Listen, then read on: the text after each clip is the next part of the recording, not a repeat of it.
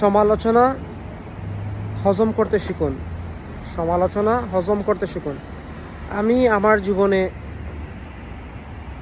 বাস্তব জীবনে আমি একজন সমালোচিত এবং বিতর্কিত মানুষ। এখন আমি আমার জীবনে যত গালি খেয়েছি, জানি না কতদিন এই গালি খেতে হবে। আল্লাহ ছাড়া কোনো ওয়ে নাই। আল্লাহর কাছে আশ্রয় চাই, ফানা চাই, মুক্তি চাই। কিন্তু এখন পর্যন্ত কেউ বলতে পারবে না যে আমি এত গালি খাওয়ার পরেও, এত অসম্মান হওয়ার পরেও আমি কাউকে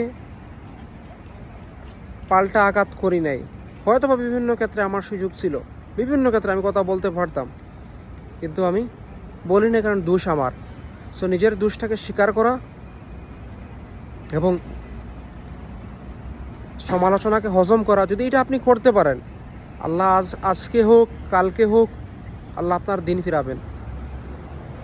এবং এই সমালোচনা, এই গালি খাওয়ার জবাব আল্লাহ তার পক্ষ থেকে যে কোনো ওয়ে বের করে দিবেন জবাব দেওয়ার জন্য। শর্ত হচ্ছে খালেস হওয়া, মুখলিস হওয়া, নিজের অবস্থান পরিষ্কার রাখা। এবং আপনার অন্তরে কী আছে আল্লাহ জানেন, আপনার অন্তরে কী আছে, আমার অন্তরে কী আছে আল্লাহ জানেন।